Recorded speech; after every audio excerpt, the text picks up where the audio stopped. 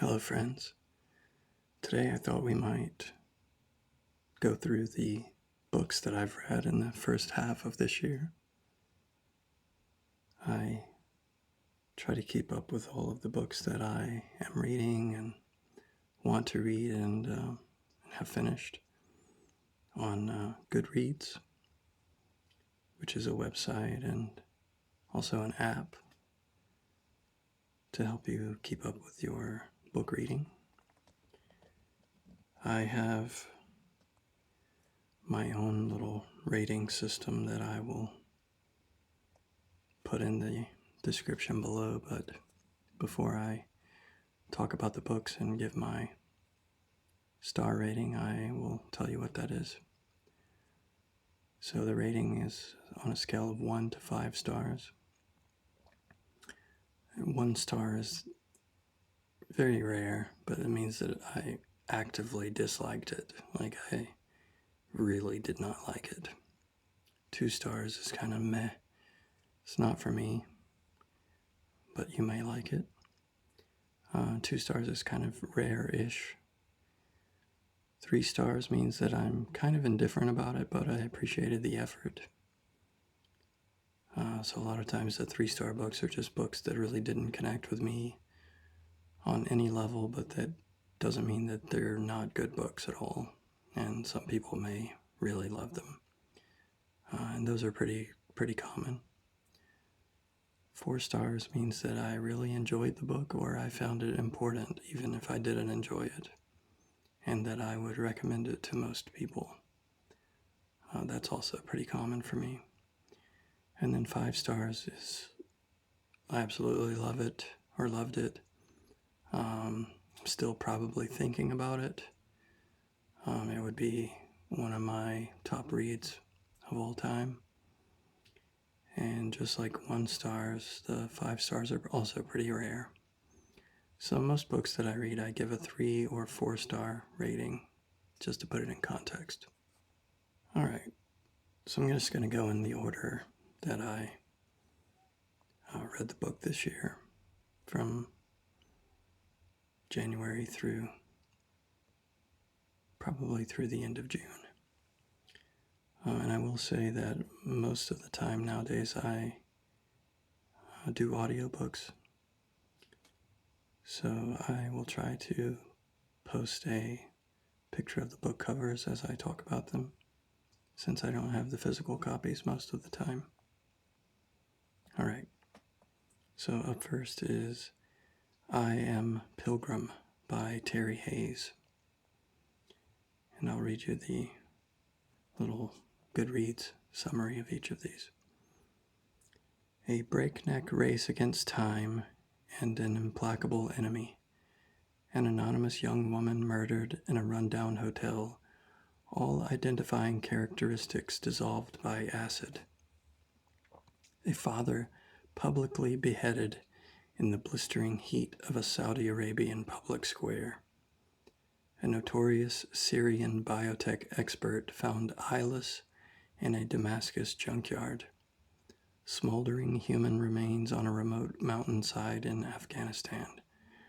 A flawless plot to commit an appalling crime against humanity. One path links them all, and only one man can make the journey. Pilgrim. So I gave this book 4 stars. I will say that I don't remember everything about it, because it has been half a year since I read it.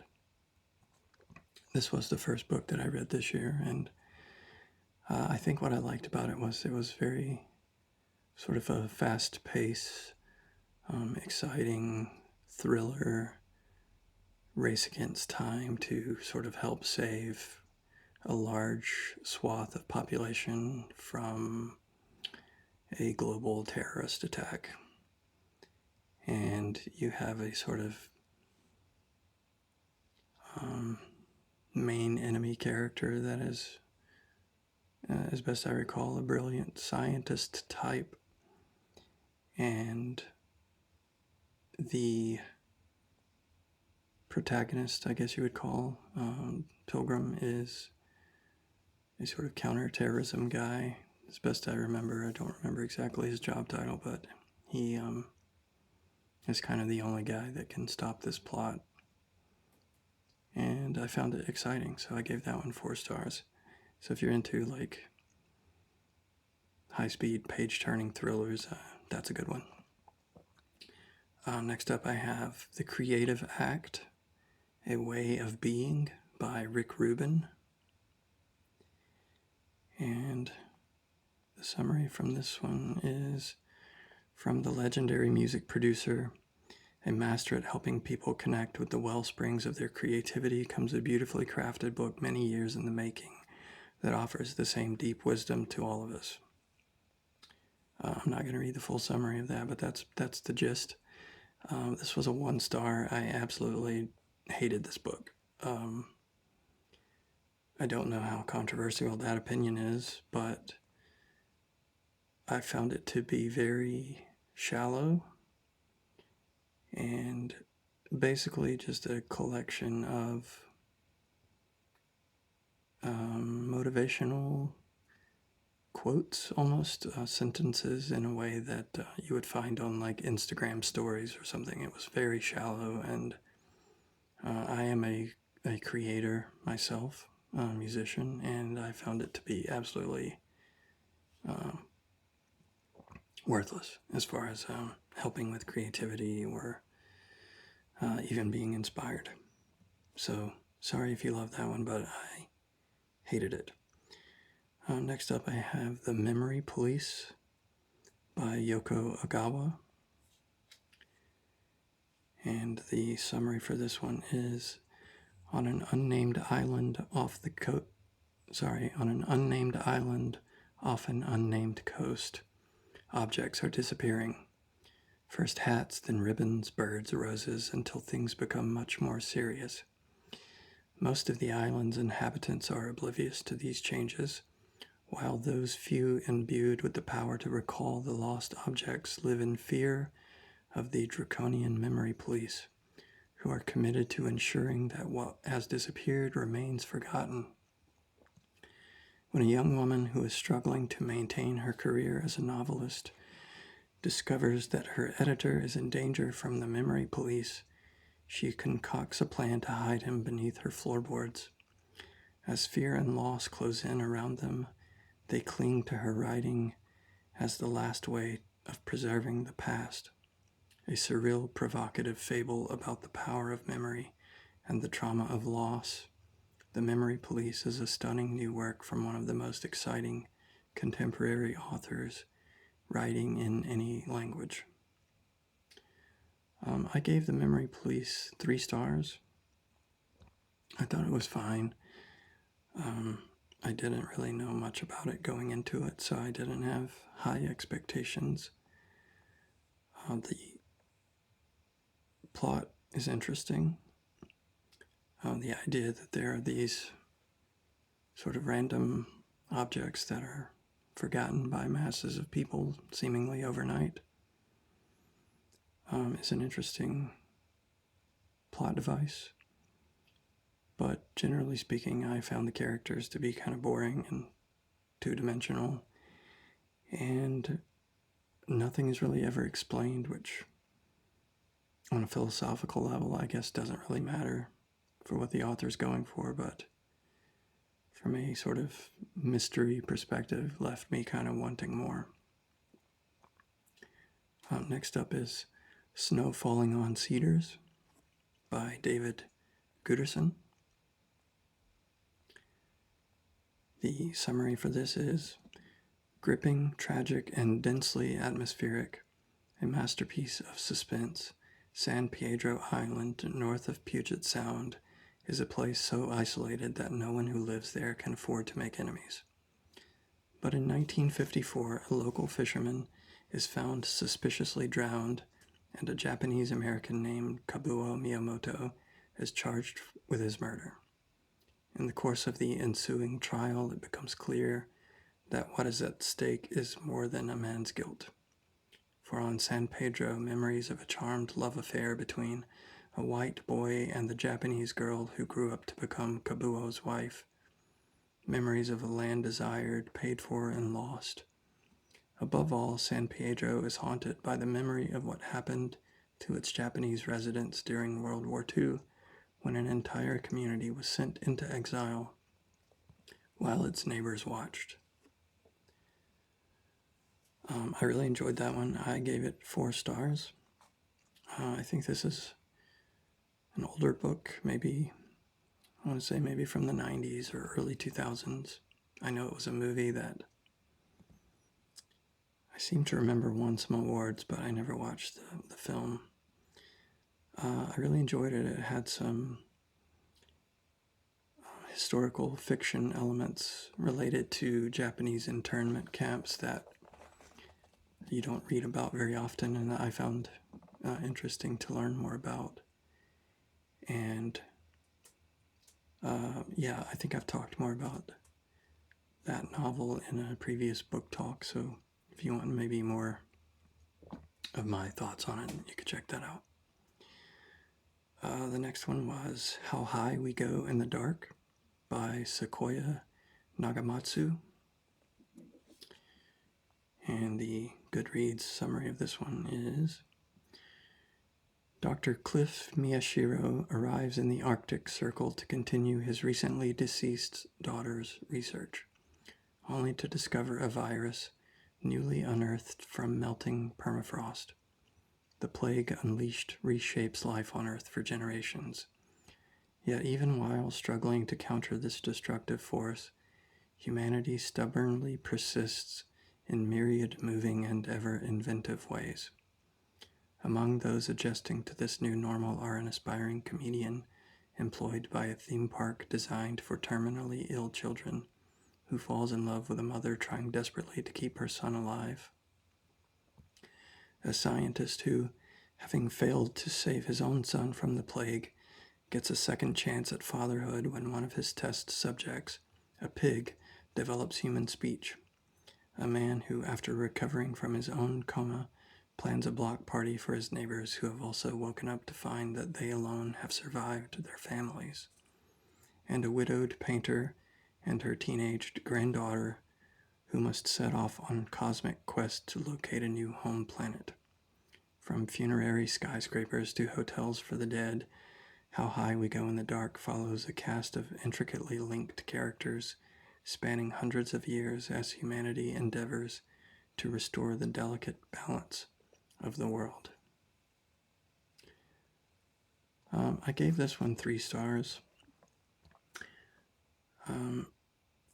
Maybe it's because of its proximity to COVID-19, but a lot of times I like to read to escape reality, and this one maybe was a bit too close to reality in the fact that you have a global pandemic that kills a lot of people. It reads a bit like a lot of short stories that are related to the common overarching theme across the span of a few centuries. So if you're into collections of short stories that are related, I think you might like this, especially if you were into that sort of dystopian sci-fi tangential type story. But for me, it was kind of a meh. The next book was How To: Absurd Scientific Advice for Common Real-World Problems by Randall Munroe. The world's most entertaining and useless self-help guide from the brilliant mind behind the wildly popular webcomic XKCD and the #1 New York Times bestsellers What If and Thing Explainer. For any task you might want to do, there's a right way, a wrong way, and a way so monumentally complex, excessive, and inadvisable that no one would ever try it. How To is a guide to the third kind of approach. It's full of highly impractical advice for everything from landing a plane to digging a hole. I gave this one 3 stars. It was pretty funny in a lot of places, and it really is very absurd. the solutions to the problems that he attempts to solve. And as far as I can tell, it's all scientifically sound. There are lots of footnotes and some physics equations for each of the quote-unquote problems. So if you're into science and sort of a little off-kilter, funny look at that, I think this would be the kind of book that you might enjoy. I enjoyed it, but not to the level where I would recommend it to everyone, so 3 stars. Next up is Ringworld. And this is from the Ringworld series. This was the first book by Larry Niven. The artifact is a circular ribbon of matter 600 million miles long and 90 million miles in radius. Pearson's puppeteers, the aliens who discovered it, are understandably wary of encountering the builders of such an immense structure and have assembled a team of 2 humans, a mad puppeteer and a Xin, a huge cat-like alien, to explore it. But a crash landing on the vast edifice forces the crew on a desperate and dangerous trek across the Ringworld. I gave this one 3 stars. This is a pretty well-known, well-thought-of book in the science fiction community. And as you'll see, I do read a lot of science fiction, and I tend to gravitate towards those types of books. This one I liked, didn't love. I thought a lot of the dialogue and characters, especially the relationships between male and female, were very dated and kind of misogynistic. But it's from a different time. But having said that, still 3 stars for me. Next up is Recursion by Blake Crouch. Memory makes reality. That's what NYC cop Barry Sutton is learning as he investigates the devastating phenomenon the media has dubbed false memory syndrome, a mysterious affliction that drives its victims mad with memories of a life they never lived. That's what neuroscientist Helena Smith believes. It's why she's dedicated her life to creating a technology that will let us preserve our most precious memories. If she succeeds, anyone will be able to re-experience a first kiss, the birth of a child, the final moment with a dying parent. As Barry searches for the truth, he comes face to face with an opponent far more terrifying than any disease, a force that attacks not just our minds, but the very fabric of the past. And as its effects begin to unmake the world as we know it, only he and Helena, working together, will stand a chance at defeating it. But how can they make a stand when reality itself is shifting and crumbling all around them? At once a relentless page-turner and an intricate science fiction puzzle box about time, identity, and memory, Recursion is a thriller as only Blake Crouch could imagine it, and his most ambitious, mind-boggling, irresistible work to date. I gave Recursion 4 stars. I did find it to be quite the page-turner. It's one of those books where I just really need to know what happens next, and Blake Crouch is an excellent writer when it comes to leaving you on multiple cliffhangers per book. Almost every chapter sort of ends on a cliffhanger, so yeah, I really enjoyed that one. If you're a fan of thrillers and science fiction thrillers especially, or if you've read any other Blake Crouch books and enjoyed them, I think this is one of his best ones, along with Dark Matter. Next up I had Our Enemies Will Vanish. And the subtitle of this one is The Russian Invasion and Ukraine's War of Independence by Yaroslav Trofimov. I hope I am pronouncing that right. A revelatory eyewitness account of Russia's invasion of Ukraine and the heroism of the Ukrainian people in their resistance by Yaroslav Trofimov, the Ukrainian chief foreign affairs correspondent for the Wall Street Journal. Our Enemies Will Vanish achieves the highest level of war reporting, a tough, detailed account that nevertheless reads like a great novel.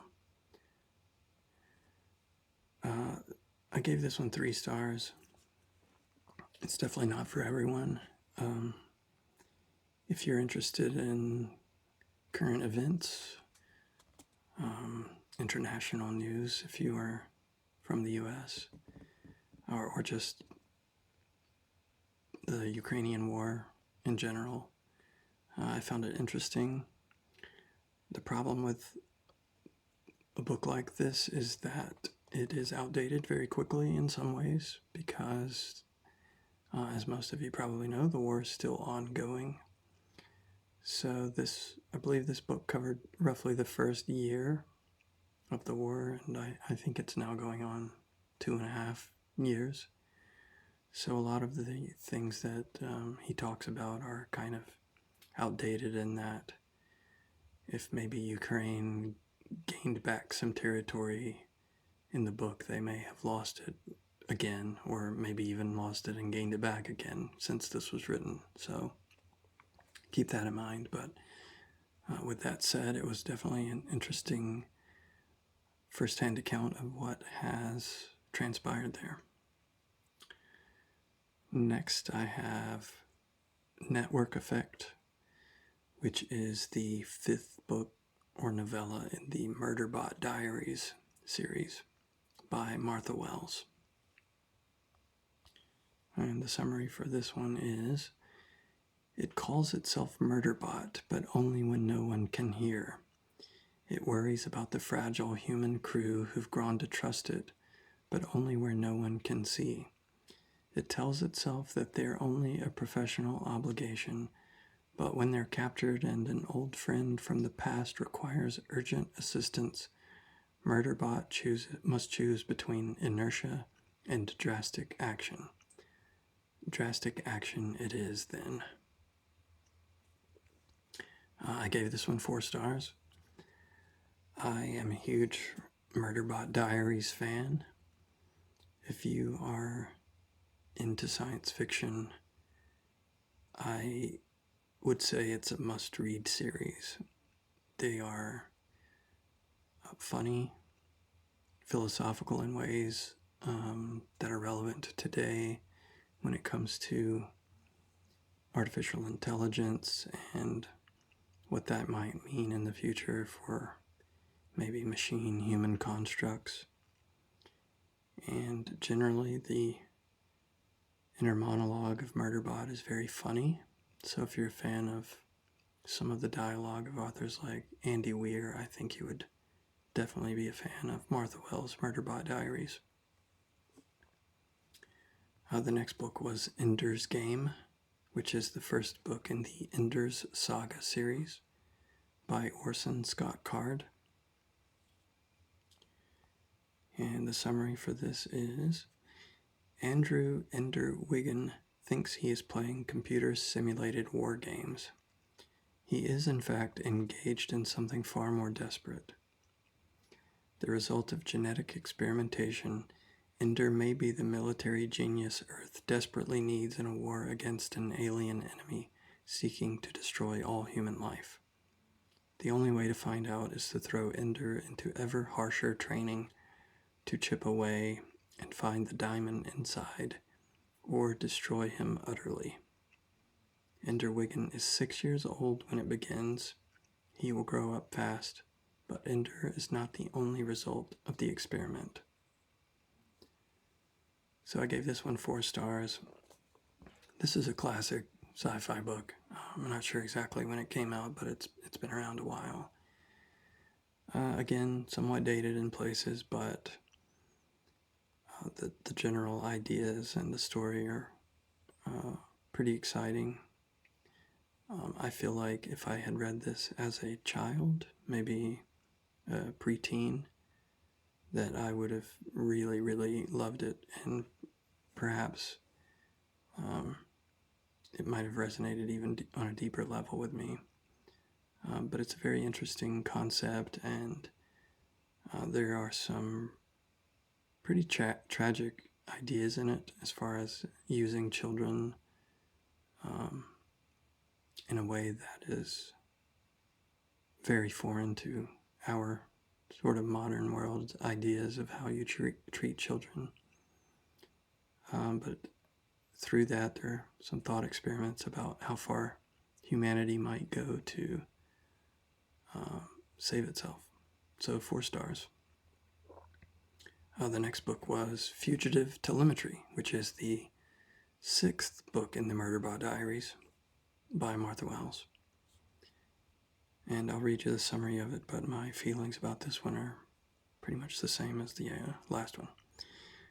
No, I didn't kill the dead human. If I had, I wouldn't dump the body in the station mall. When Murderbot discovers a dead body on Preservation Station, it knows it is going to have to assist station security to determine who the body is or was, how they were killed, that should be relatively straightforward at least, and why, because apparently that matters to a lot of people. Who knew? Yes, the unthinkable is about to happen. Murderbot must voluntarily speak to humans. Again. Once again, I gave that one 4 stars. I love the series. One thing I think I really like about it is most of the Murderbot Diaries are novellas, so they are nice, 1 or 2 sitting type readings, I think, from an audiobook perspective. Each one is about 4 to 5 hours long, so they're very manageable and packed full of action and witty dialogue. So again, big fan, 4 stars. The next book was The Long Way to a Small Angry Planet, and this is the first book in the Wayfarers series by Becky Chambers. Follow a motley crew on an exciting journey through space, and one adventurous young explorer who discovers the meaning of family in the far reaches of the universe. In this light-hearted debut space opera from a rising sci-fi star, Rosemary Harper doesn't expect much when she joins the crew of the aging Wayfarer. While the patched-up ship has seen better days, it offers her a bed, a chance to explore the far-off corners of the galaxy, and most importantly, some distance from her past. An introspective young woman who learned early to keep to herself, she's never met anyone remotely like the ship's diverse crew, including Syssix, the exotic reptilian pilot, chatty engineers Kizzy and Jinx, who keep the ship running, and Ashby, their noble captain. Life aboard the Wayfarer is chaotic and crazy, exactly what Rosemary wants. And there's more to that summary, but I'll let you seek that out if that sounds interesting. I gave this one 3 stars. I thought it was fine.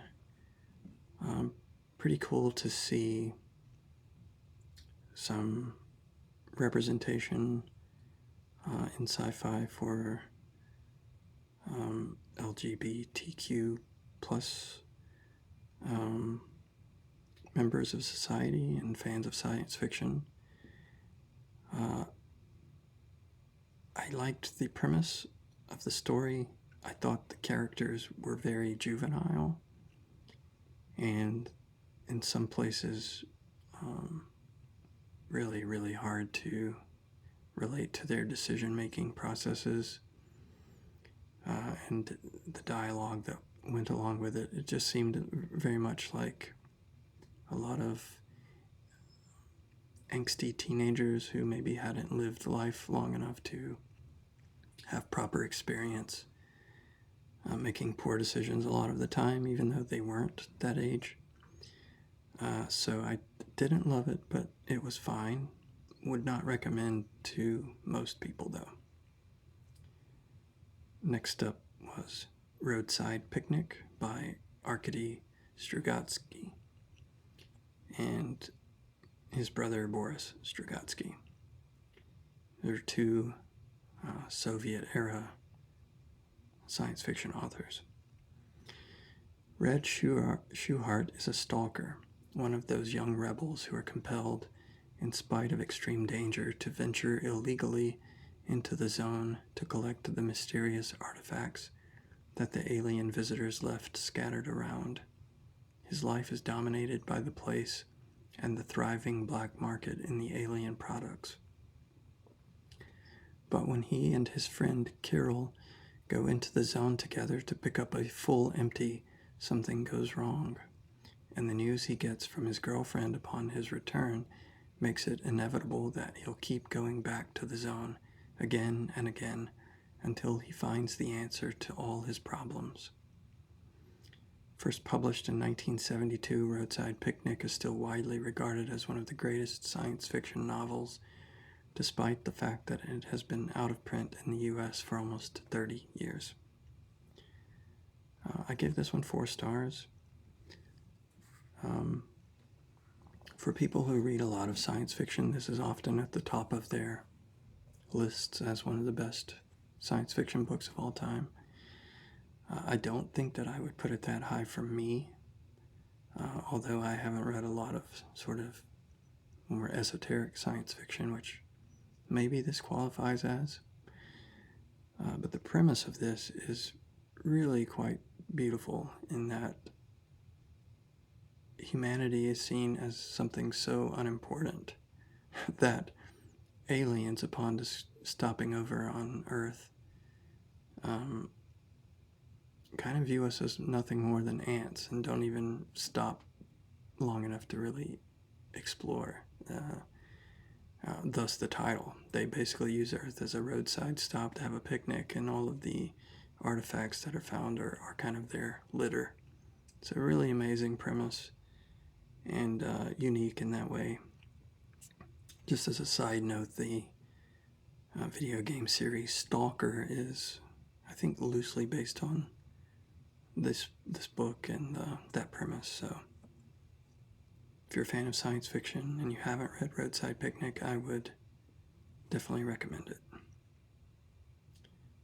Up next, I read Shift, which is the second book in the Silo series by Hugh Howey. Hugh Howey goes back to show the first days of the Silo and the beginning of the end. In 2007, the Center for Automation and Nanobiotech outlined the hardware and software platforms that would one day allow robots smaller than human cells to make medical diagnoses, conduct repairs, and even self-propagate. In the same year, the CBS network re-aired a program about the effects of propranolol on sufferers of extreme trauma. A simple pill, it had been discovered, could wipe out the memory of any traumatic event. At almost the same moment in humanity's broad history, mankind discovered the means for bringing about its utter downfall, and the ability to forget it ever happened. I gave Shift a 4-star rating.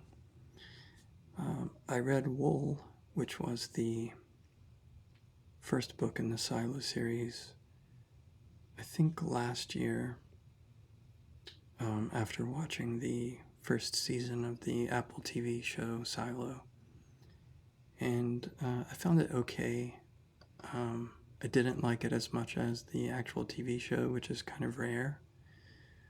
But I liked it enough that I thought it might be worth continuing. And I did like the second book more. I thought it was interesting to see how the events started and why there are silos. I won't say any more, just to hopefully avoid any spoilers for anyone watching the show or reading the books. But I gave that one 4 stars. Up next, I read Murder on the Orient Express, which was the 10th book in the Hercule Poirot series by Agatha Christie. Just after midnight, a snowdrift stops the famous Orient Express in its tracks as it travels through the mountainous Balkans. The luxurious train is surprisingly full for the time of year, but by the morning it is one passenger fewer. An American tycoon lies dead in his compartment, stabbed a dozen times, his door locked from the inside. One of the passengers is none other than Detective Hercule Poirot, on vacation. Isolated with a killer on board, Poirot must identify the murderer in case he or she decides to strike again. I gave this one 4 stars. If you've read any Poirot books, you kind of know what to expect. I think this is one of the more famous ones, and definitely probably one of the top 10 Poirot books. So if you like murder mysteries and you like Agatha Christie books, or you are reading the Hercule Poirot series and want to know if this is one you should check off the list, I would say definitely. Up next, I read Good Inside, The Guide to Becoming the Parent You Want to Be by Becky Kennedy. This book is for any parent who has ever struggled under the substantial weight of caregiving, which is to say, all of us. Good Inside is not only a wise and practical guide to raising resilient, emotionally healthy kids, it's also a supportive resource for overwhelmed parents who need more compassion and less stress. So I realized that this is a very specific book meant mostly for parents, although it could be interesting to read some of the chapters, even if you aren't a parent, just to see maybe how your parents did things, or should have done things. But I gave this one 4 stars. As a parent, I'm always looking for not necessarily how-to guides, but any help is always welcome. And I thought this one was good. It gave a nice viewpoint of how to view children's struggles and become a better communicator and consoler in those moments. And generally, I like the outlook of viewing all children as being good, and that when they seem to not be, that means that there is something wrong that should be addressed, and not necessarily a reflection on the child's personality or their ultimate lot in life.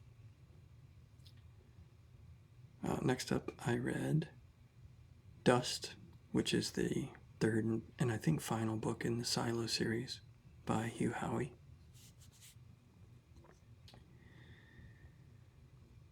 In a time when secrets and lies were the foundations of life, someone has discovered the truth, and they are going to tell. Jules knows what her predecessors created. She knows they are the reason life has to be lived in this way, and she won't stand for it. But Jules no longer has supporters, and there is far more to fear than the toxic world beyond her walls. A poison is growing from within Silo 18, one that cannot be stopped, unless Silo 1 step in. There's not a really good way to talk about this book without spoiling the series, so I'm not going to say much, but I gave it 4 stars. I thought it was a nice conclusion to that story. And again, I enjoyed the 2nd and 3rd books more than the 1st book. So if you're a fan of the TV show, or you read the 1st book and you're wondering if you should continue, I would say yes, if you had any interest at all in the characters and what their potential outcomes might be. Next up was Ready Player One, which is the 1st book in the Ready Player One series by Ernest Cline.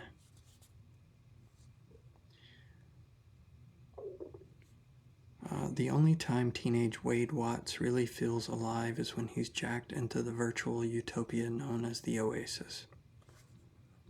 Wade's devoted his life to studying the puzzles hidden within this world's digital confines, puzzles that are based on their creators' obsession with the pop culture of decades past and that promise massive power and fortune to whoever can unlock them.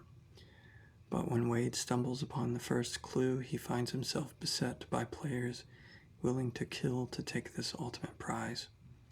The race is on, and if Wade's going to survive, he'll have to win and confront the real world he's always been so desperate to escape.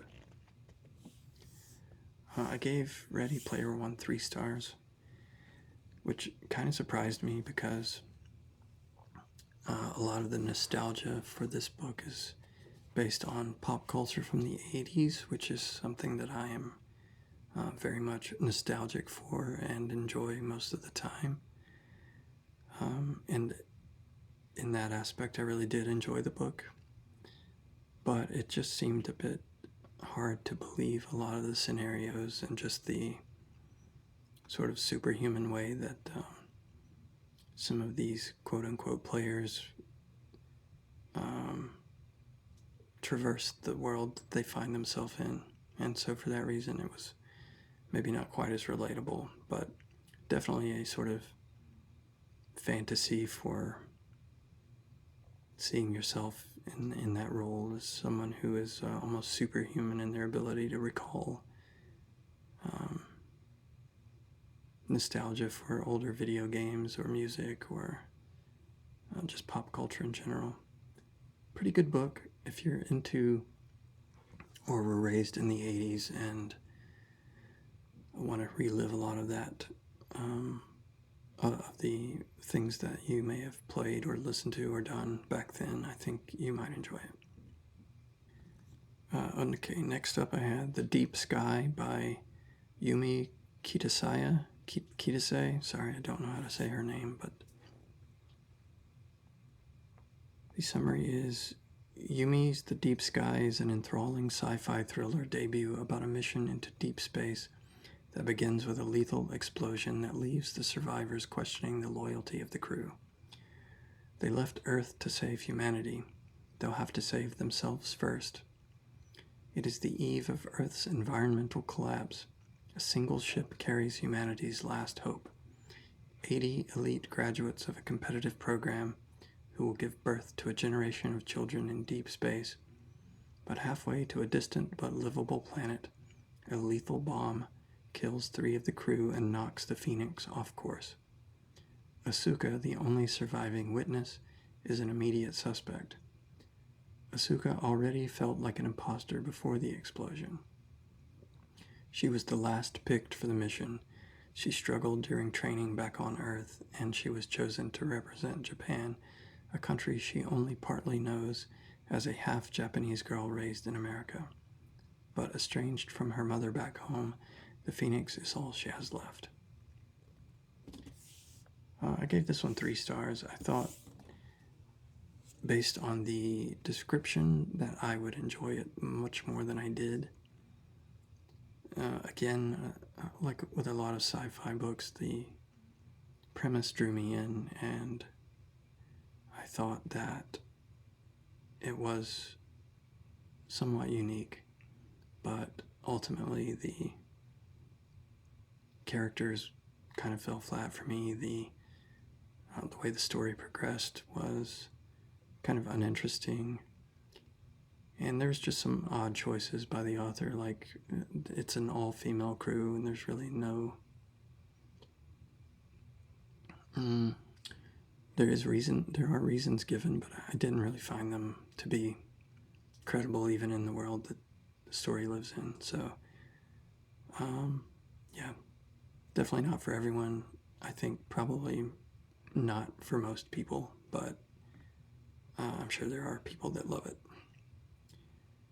Next was The Hitchhiker's Guide to the Galaxy, which was the first book in that series by Douglas Adams. Seconds before the Earth is demolished to make way for a galactic freeway, Arthur Dent is plucked off the planet by his friend Ford Prefect, a researcher for the revised edition of the Hitchhiker's Guide to the Galaxy, who for the last 15 years has been posing as an out-of-work actor. Together, this dynamic pair begin a journey through space aided by quotes from the Hitchhiker's Guide and a galaxy full of fellow travelers. I gave this one 3 stars. Again, I thought I would like it more than I did based on expectations from just hearing how much everyone has always raved about it.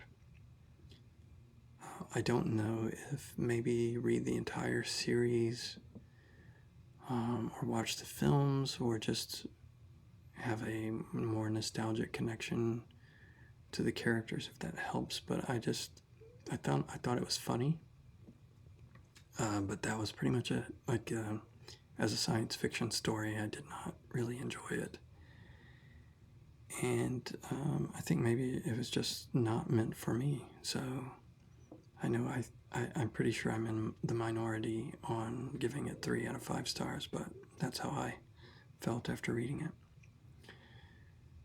Up next was System Collapse, which is the most recent 7th book in the Murderbot Diaries by Martha Wells. Am I making it worse? I think I'm making it worse. Everyone's favorite lethal sec unit is back. Following the events in Network Effect, the Barish Astranza Corporation has sent rescue ships to a newly colonized planet in peril, as well as additional sec units. But if there's an ethical corporation out there, Murderbot has yet to find it. And if Barish Astranza can't have the planet, they're sure as hell not leaving without something. If that something just happens to be an entire colony of humans, well, a free workforce is a decent runner-up prize. But there's something wrong with Murderbot. It isn't running with normal operational parameters.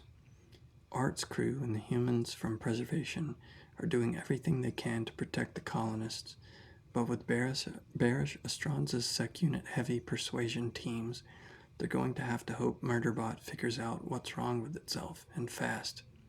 Yeah, this plan is not going to work. Once again, solid 4 stars for me.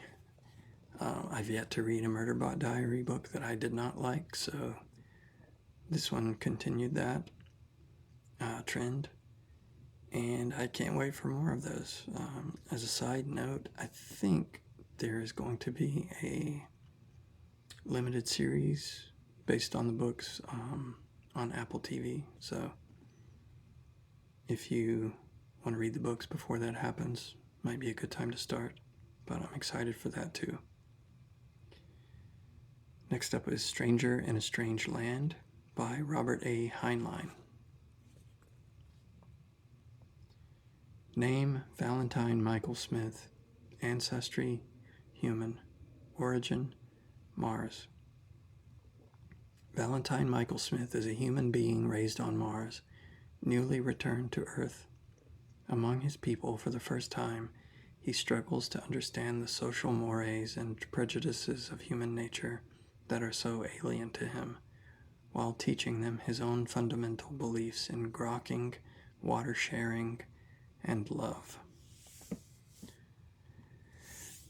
This was a tough one to rate because it's very dated, and I'm not sure that it wasn't considered misogynistic at the time it was written, but it certainly would be now by modern audiences. But I gave it 4 stars because I think it's an important book in the canon of science fiction literature. And if you can take out a lot of the more egregious dated parts, I think it's actually a really good story. And I found the characters to be, for the most part, very interesting. There's one, I can't remember his last name, but his first name is Jubal. And at least in the audiobook version, he was hilarious. Though again, very dated in his language and treatment of women. So bear that in mind, but if you can get past that, overall really good book and important one in the arc of science fiction literature. And then the last book from the first half of the year for me was a memory called Empire, which was the first book in the Texkalon book series by Arkady Martine.